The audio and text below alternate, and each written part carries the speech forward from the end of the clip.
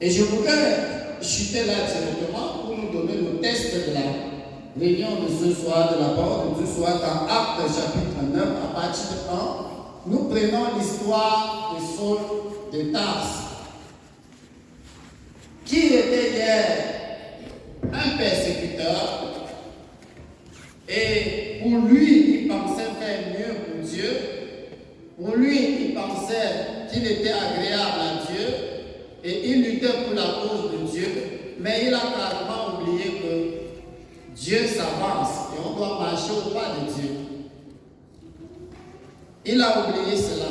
Même nous aussi aujourd'hui, si nous ne comprenons pas que Dieu s'avance et que nous devons marcher au pas de Dieu, nous risquerons buter comme Saul de Tarse a buté. Il a commencé à combattre Dieu sans s'en rendre compte. Dieu merci pour lui, il était ignorant de la doctrine de Christ. Et Jésus s'est révélé à lui, comme nous allons comprendre tout à l'heure. Alléluia. Jésus est descendu pour l'éclairer, parce qu'il était ignorant de beaucoup de choses. Et lui pensait, il était sincère, il croyait qu'il luttait pour la cause de Dieu.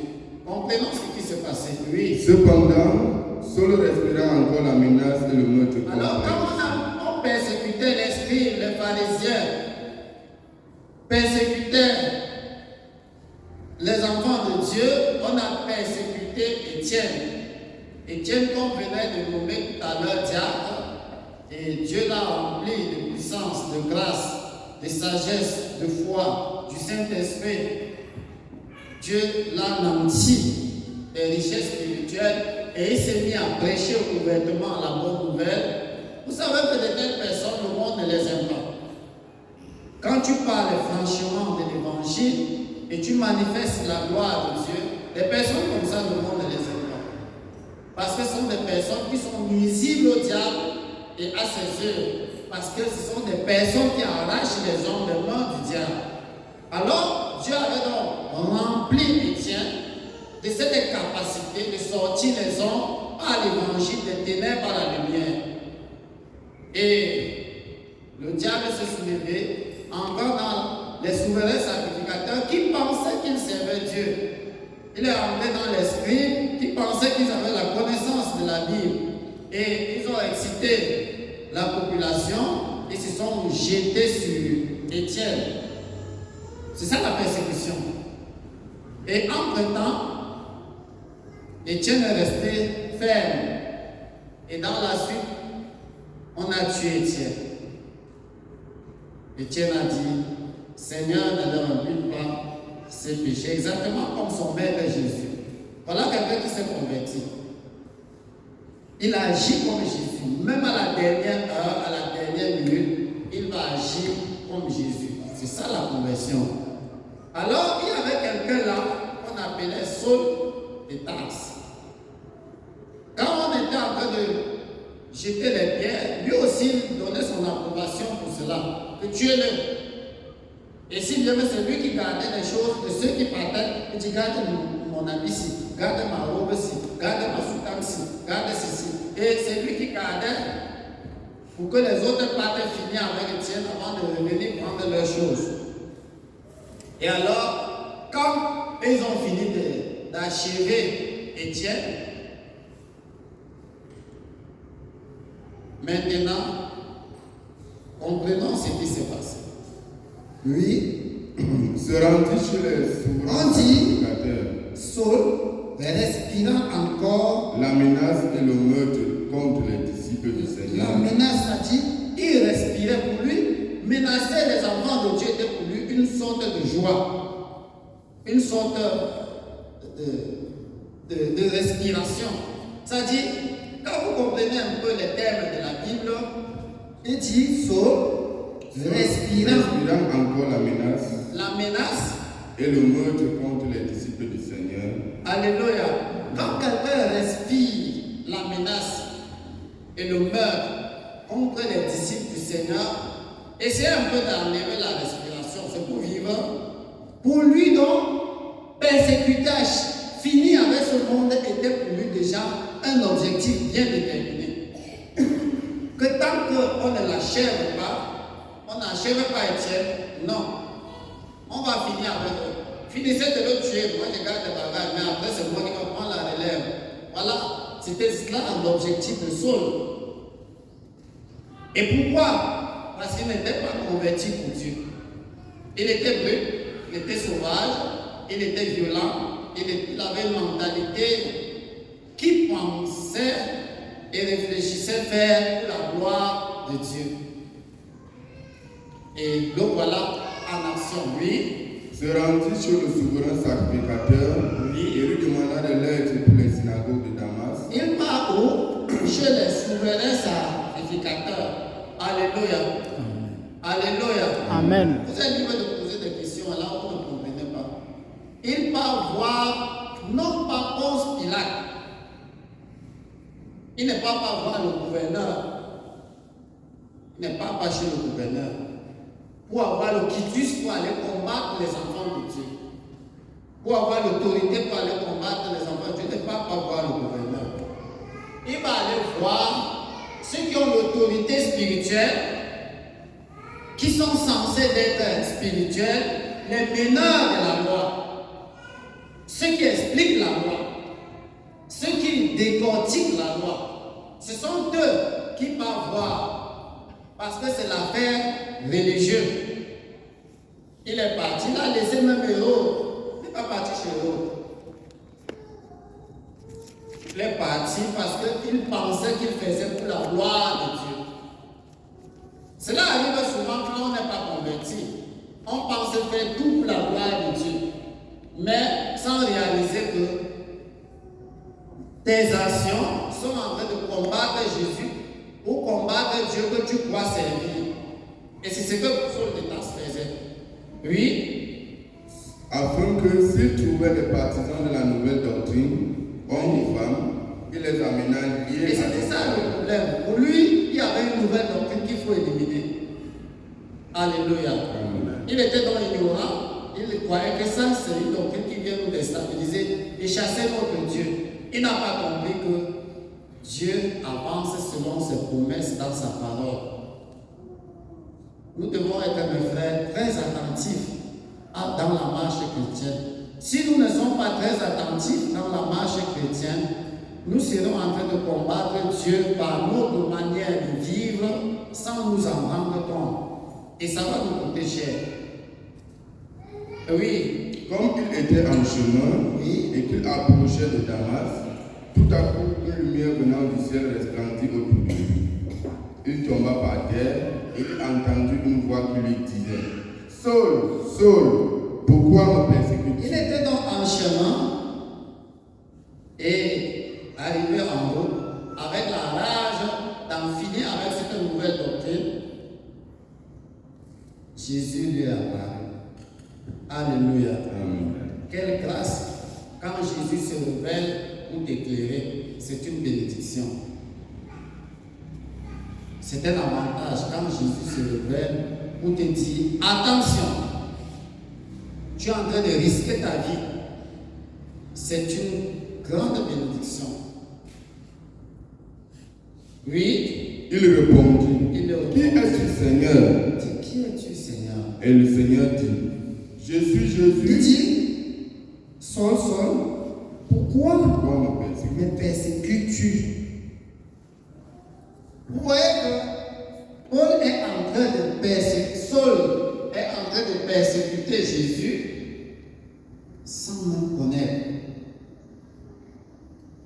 C'est ce que nous faisons, même dans nos prières. Nous persécutons même le Seigneur, même dans nos propres prières. Ça dit, on prie Dieu en persécutant Jésus. Parfois, tu pries pour ton frère en le persécutant. Et c'est là le problème. Parfois, tu pries pour l'œuvre de Dieu en persécutant l'œuvre de Dieu. Et d'une manière ou d'une autre, parfois, tu combats ton propre salut dans la prière. C'est-à-dire, dans la prière, tu combats ton propre salut. Et cela arrive d'une manière ou d'une autre quand on est ignorant quand on manque du discernement des choses spirituelles. Mais consciencieusement, tu es sincère. Tu es sincère. Quand Pierre le faisait à l'égard de Jésus, car Dieu le plaise, il était sincère. Pour lui, il disait, c'est par l'amour. C'est par l'amour pour le Seigneur. Il combat pour le Seigneur. Mais sans connaître qu'il avait de combattre le Seigneur sans s'en rendre compte. C'est pour cela que mes bien-aimés, cette leçon sur la conversion doit nous amener à être très vigilants, très fins dans le discernement des choses spirituelles. Quand on ne connaît pas, dis Seigneur, je ne connais pas. Éclaire mon chemin. Quand on ne comprend pas, dis Seigneur, je ne comprends pas. Je m'embrouille, je ne comprends pas. Ouvre mon intelligence pour que je puisse comprendre. Je puisse comprendre là où tu m'amènes.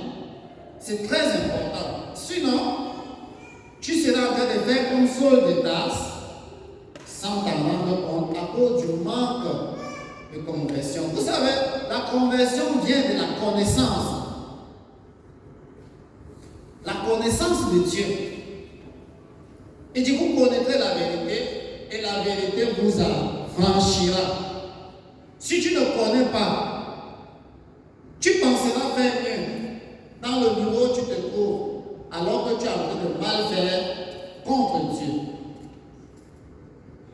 C'est pour cela que nous devons dire à Dieu, Seigneur, il y a des choses que tu ne comprends pas, je ne connais pas. Oui. Il répondit, qui es-tu, Seigneur? Et le Seigneur dit, je suis Jésus que tu persécutes. Il dit, je suis Jésus que tu persécutes. Que tu me persécutes, Saul de Tarse. Je suis Jésus que tu me persécutes. N'avais-tu pas compris l'histoire de Jésus? Alléluia. N'avais-tu pas compris l'histoire de Jésus? Quand Étienne prêchait, il prêchait qui? Non. Quand Étienne prêchait, c'est Jésus qui prêchait aux hommes. Donc quand il parlait de Jésus là, quand Étienne était en train de parler de Jésus, Saul de Tarse connaissait, comprenait, on parlait de Jésus. Il a pris Jésus comme un ennemi. Et voilà qu'est-ce qui va arriver? Jésus va venir l'aider parce qu'il ne faisait pas ça dans le sens de nuire à l'œuvre de Dieu, mais dans le sens pensant qu'il fait pour Dieu. Et Jésus va venir lui dire que ne me persécute plus, c'est moi que tu persécutes. Sache que si tu continues, il te serait dur de rejeter, aller combattre contre les guillons. Qui connaît les guillons? On ne connaît pas les guillons dans l'Assemblée. Pourtant, on a déjà parlé de ça ici plusieurs fois. Les guillons. Bon, on continue. Peut-être que c'est une autre forme aussi de sagesse, je ne sais pas.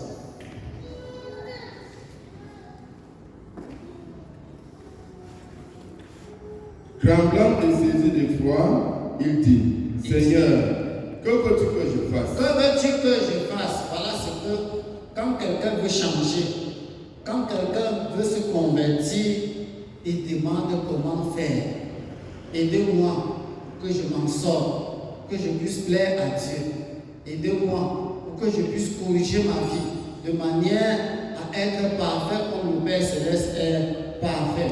Il ne se fait pas connaisseur, puisque c'est un danger de combattre contre la volonté de Dieu.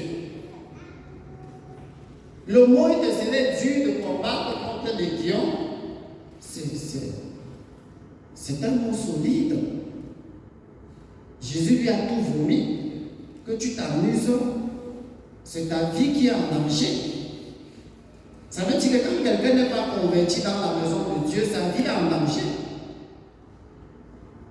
Pourquoi? Parce que ton inconversion dans la maison de Dieu va créer le trouble dans la marche chrétienne. Et ça va donc créer, il dit, celui qui vous trouble portera les conséquences. C'est ce que la Bible dit. Vous voyez? Tes actions que tu poses, ton comportement que tu mènes, ça persécute la bonne marche chrétienne. Je prends par exemple quelqu'un qui vient à la nuit de prière, il va passer à la nuit de prière, et un autre est en train de dormir. réalité, parmi eux, le persécuteur, c'est qui? C'est le dormeur. Le persécuteur, c'est le dormeur. Parce qu'on n'a pas le droit de dormir quand on vient pour faire la guerre. Parce que tu affaiblis le camp du Seigneur. Tu affaiblis le camp des enfants de Dieu. Mais si tu te rends aussi et tu avances dans la vie de prière au même élan que les autres, vous vous soutenez et tu ne disposes pas ton frère. Je prends un exemple. Quelqu'un qui m'a parlé de son frère. Tu vois que tu n'es pas du côté de Jésus. Tu es du côté du diable parce que mal parler de son frère, c'est l'œuvre du diable. C'est l'œuvre du démon. Il dit que c'est dur de les gérer contre les lions. Quand non, il dit au Seigneur, au lieu que je meure, que veux-tu que je fasse? Et le Seigneur lui dit, oui, lève-toi, entre dans la ville, et on te dira ce que tu dois faire. Alléluia. Alléluia. Lève-toi, entre dans la ville, et on va te dire ce que tu dois faire. Pourquoi le Seigneur ne dit pas tout?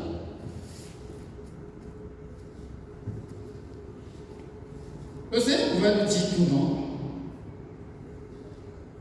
Pourquoi il ne nous dit pas tout là? Il envoie entrer dans l'avion et dira ce que tu dois faire. C'est maintenant les autres qui doivent nous dire ce qu'il doit faire, alors qu'il est là avec le Seigneur. Il est là avec le Seigneur. Pourquoi c'est les autres qui doivent lui dire ce qu'il doit faire?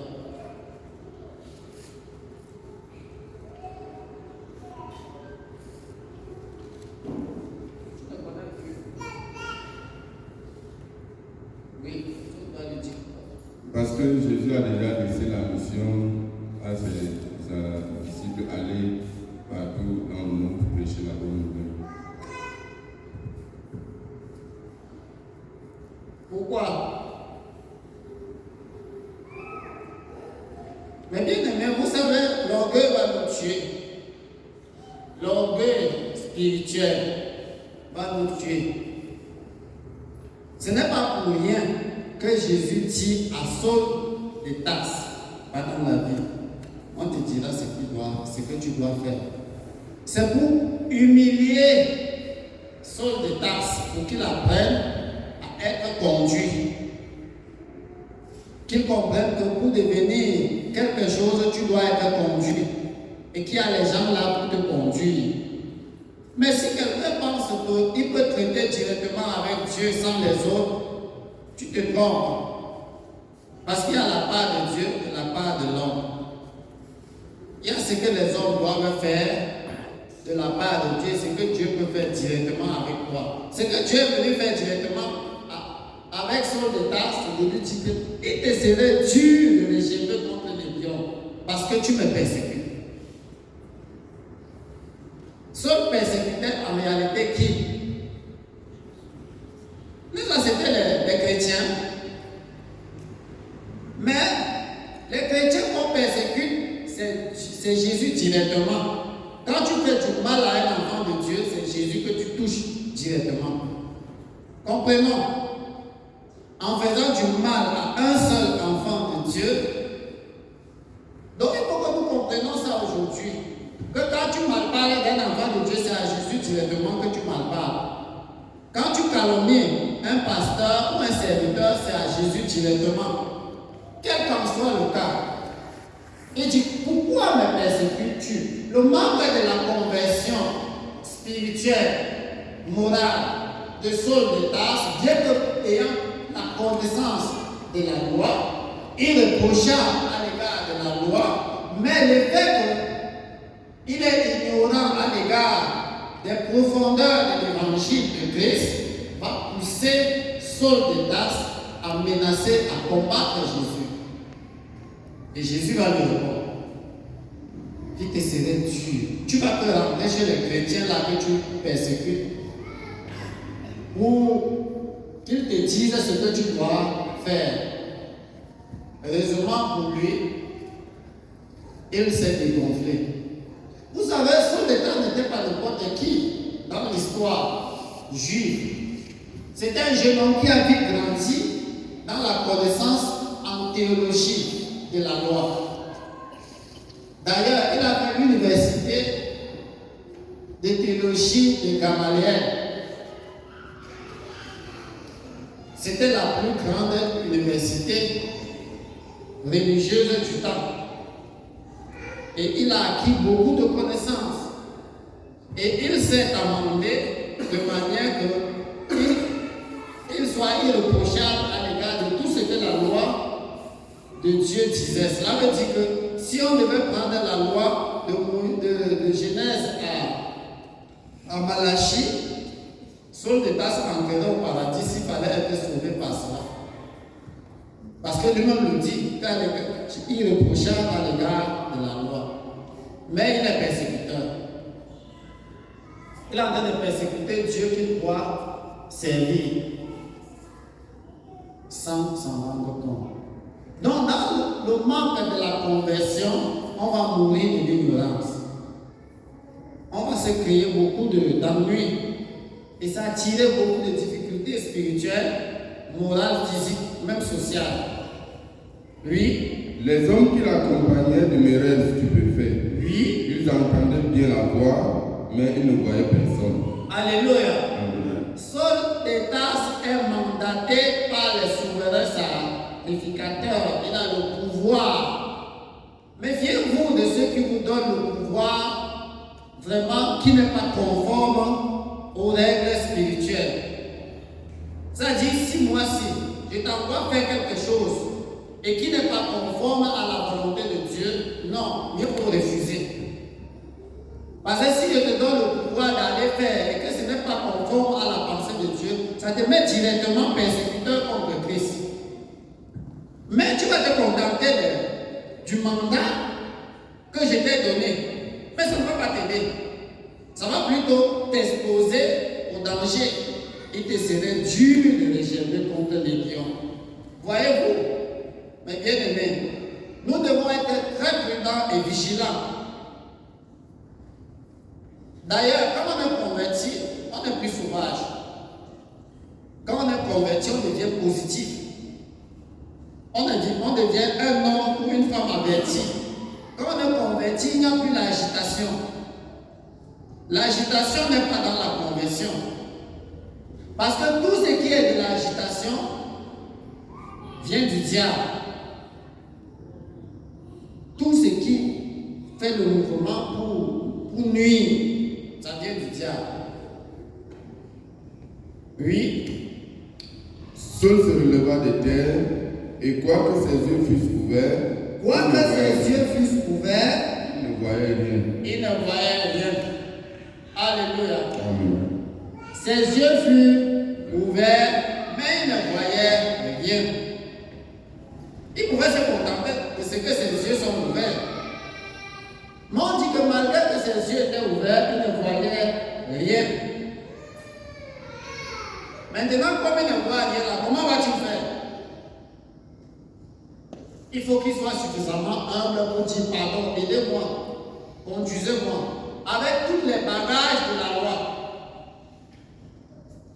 avec toute la connaissance de la loi, selon la chair dont il maîtrisait, il appliquait, mais spirituellement, il ne voit rien.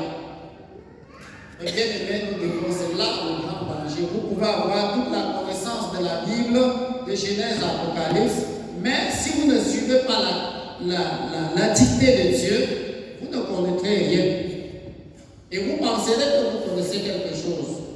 Vous ne verrez rien. Bien que vous croyez que vous êtes éclairé. Alléluia. Pourquoi Dieu nous donne le Saint-Esprit? Pourquoi Dieu nous donne le Saint-Esprit? C'est pour que, bien que tu as lu la Bible et tu connais toute la loi dans ta tête et que tu penses être éclairé, il y a la route dans la Bible, il y a le chemin du paradis dans la Bible. Sois-en sûr. Sinon, sans que que tous les grands théologiens qui sont là dans le monde sont les enfants de Dieu. C'est que même Saul de Tarse ne devait pas persécuter le Seigneur. Parce qu'il a tout. Mais, le voilà, il a les yeux ouverts, mais il ne voit pas.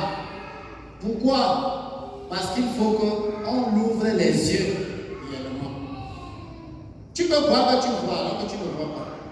Tu peux croire que tu comprends alors que tu ne comprends pas. Tu peux croire que tu es éclairé alors que tu n'es même pas éclairé. Bien que tes yeux soient ouverts, tu crois que tu vois la lumière alors que tu ne vois pas.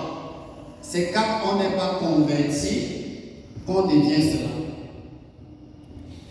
Quand on n'est pas spirituellement converti, moralement converti, on ne peut pas.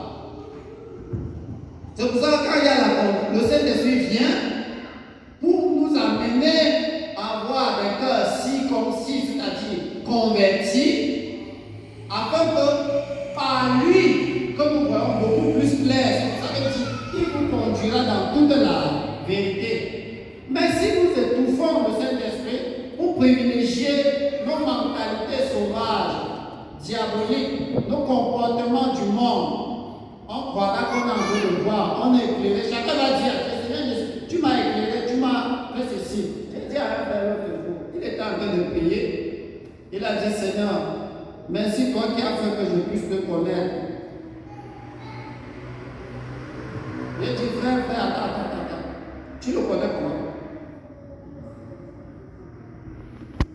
Et directement, vous n'avez pas se laisser aussi corrompre. Il dit, Seigneur, tu sais que j'apprends. Aide-moi, j'apprends à te connaître.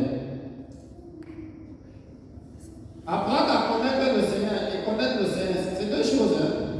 Lui, il est derrière, alors que moi, je suis derrière. Je lui ai dit, pardon, dis-moi comment, tu le connais comment? Alléluia. Il ne pouvait pas expliquer. Il a dit, écoute, nous sommes à l'école du Seigneur, nous apprenons à connaître Dieu. Si quelqu'un croit qu'il connaît Dieu, il a les yeux ouverts, mais il ne voit pas. Il a les yeux ouverts, il croit qu'il connaît alors qu'il ne connaît pas. Je vous dis en toute vérité, par nous ne connaissons pas encore Jésus comme il faut le connaître. Nous apprenons à le connaître. Ça veut dire, si donc nous apprenons, c'est que nous sommes des élèves et nous devons se mettre en disposition du Seigneur. On te dira ce que tu dois faire. On te dira ce que tu dois faire. Ah, je suis baptisé d'eau, j'ai le Saint-Esprit. Ça fait 10 ans dans la foi, 15 ans dans la foi, 20 ans dans la foi, 30 ans dans la foi, même 1000 ans dans la foi. Même les démons sont longtemps dans la foi. N'avez-vous pas compris cela? Que les démons croient aussi, mais ils tremblent. Et ils sont dans la foi comment? Parce qu'ils croient que Dieu existe. Comme toi aussi et moi, nous croyons que Dieu existe. Mais c'est la conversion qui fait que tu sois réellement dans la vraie foi. Et là, tu n'auras pas les yeux ouverts et tu ne vois pas. Tu auras les yeux ouverts et tu vas voir. Et le Saint-Esprit nous aide là-dessus. Oui. On le prit par la main. On le prit par la et main. on le conduisit à Damas. Il a accepté que le vaillant Saul, il a les jambes. Maintenant, on va le conduire maintenant. Malgré ses pouvoirs, malgré son mandat, ainsi de suite. C'est fini. Son mandat est fini. Son faux mandat, c'est fini. Vous voyez, évitons de nous croire que nous sommes quelque chose. Parce que quand nous croyons que nous sommes quelque chose dans la foi, tu n'iras plus nulle part. Quand tu crois déjà que tu connais déjà, tu ne connaîtras plus. Mais si tu crois que tu es encore en train d'apprendre, tu ne connais pas encore, tu chercheras à toujours à apprendre. Maintenant, on va conduire Saul de Tarse, on met un petit enfant. Chez qui? Chez Ananias. Le petit chrétien qui est quelque part au fond là. Il n'est ni apôtre, il n'est ni dans le grade de diacre. Il est un chrétien simple qui craint Dieu quelque part dans un village et qui craint, qui est même dans la avec le pouvoir qu'on lui a donné pour venir nous tuer. Et c'est ce qu'il va dire au Seigneur. Il dit, Seigneur, tu connais. Oui. Il resta 3 jours sans boire et il ne mangea ni ne but. Cela a accepté, humilier son âme pour attendre. Malgré que je regarde, je ne vois pas, j'attends que le Seigneur ait pitié de moi. Oui. Or, il y avait à Damas un disciple nommé Ananias. Le Seigneur lui dit dans une vision, Oui. Ananias. Il répondit, me voici Seigneur. Et le Seigneur lui dit, lève-toi, va dans la rue qu'on appelle à droite et cherche dans la maison de Judas un nommé Saul. Bien-aimé, je nous parle ce soir de la conversion dans le sens global. Je ne suis pas en train de trop entrer dans les différents détails des compartiments de la conversion qui consistent sur le plan spirituel en détail, sur le plan moral en détail, sur le plan physique en détail, sur le plan social en détail. Mais je vous parle d'une manière globale. Oui. Car il prie et il a vu en vision un homme du nom d'Ananias qui entrait et qui lui imposait les mains afin qu'il le trouvera. Qui impose les mains? Ananias. Hein? Ananias. Alléluia. Mes frères, quand on est converti, sache que Dieu peut t'utiliser d'une manière ou d'une autre. Donc ne vous laissez pas nous dire que vraiment c'est le pasteur qui va faire ceci, c'est l'apôtre qui va faire ceci, c'est l'évangéliste, c'est le serviteur. Toi-même tu peux être évangéliste, tu peux être pasteur, tu peux être apôtre, parce que Dieu a le programme pour tout un chacun. Comprenez?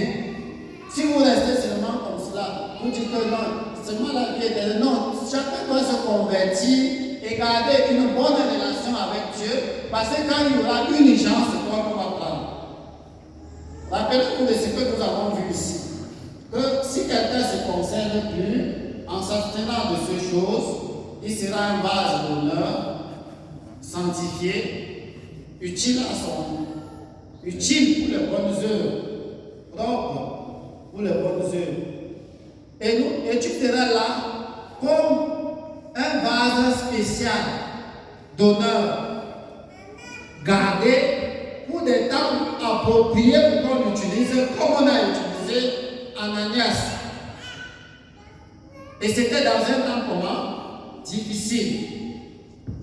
Un temps où la persécution, est-ce que tu es même persécuté? Est-ce que nous sommes même persécutés?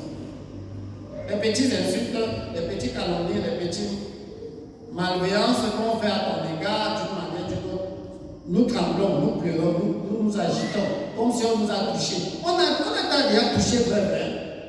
Tu as déjà goûté même le coup de la bastonnade, tu as déjà goûté même le coup de l'épée, tu as déjà compris comment la machette passe sur toi. Ce n'est pas du chocolat, c'est la mort.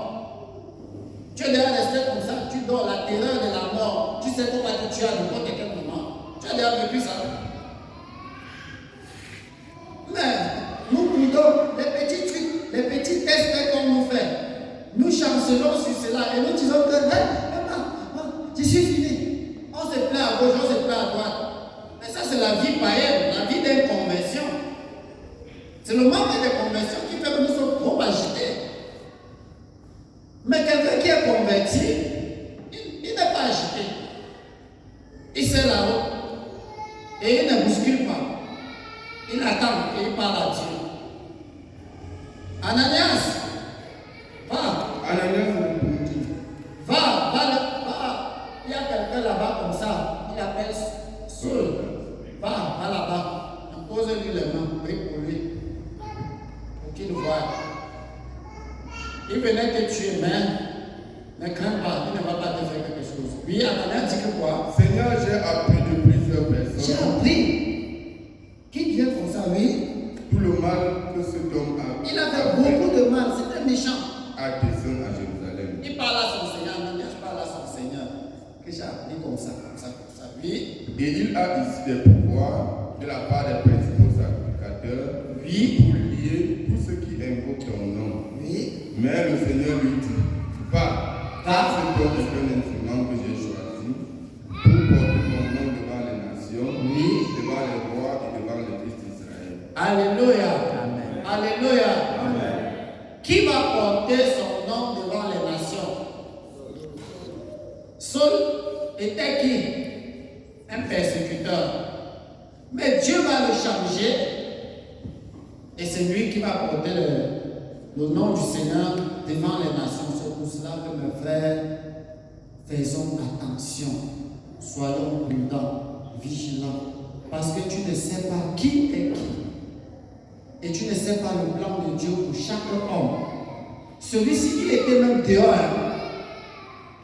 Il persécute comme ça, il sort du dehors. Ça dit qu'il n'est pas chrétien. Voyez-vous, si déjà, pour celui qui est dehors, Dieu dit, il va porter mon nom devant les nations. Cet homme est un instrument que j'ai choisi pour porter mon nom devant Il dit, les nations. j'ai choisi cet homme pour porter mon nom devant les nations. Saul est dehors. Quand sera-t-il celui qui est dedans? J'ai parlé au frère tout à l'heure, pas pour négliger les sœurs. Pas pour négliger les sœurs. Parce que chaque sœur doit comprendre que Dieu a un plan pour chacune d'elles. Et ne reste pas là, puisque vraiment, nous sommes venus. Non, convertis-toi seulement. Cherche à plaire à Dieu. Laisse les plaintes inutiles.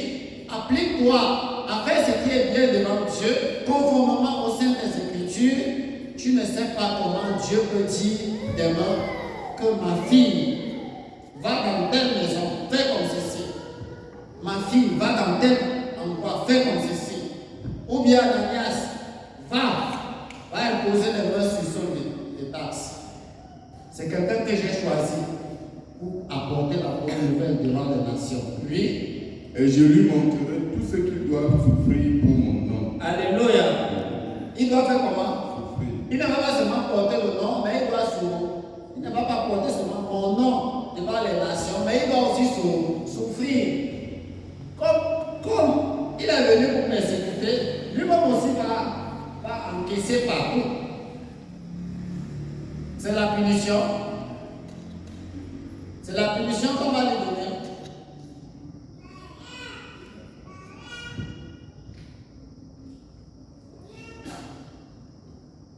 C'est la punition qu'on lui donne. C'est une question que je pose.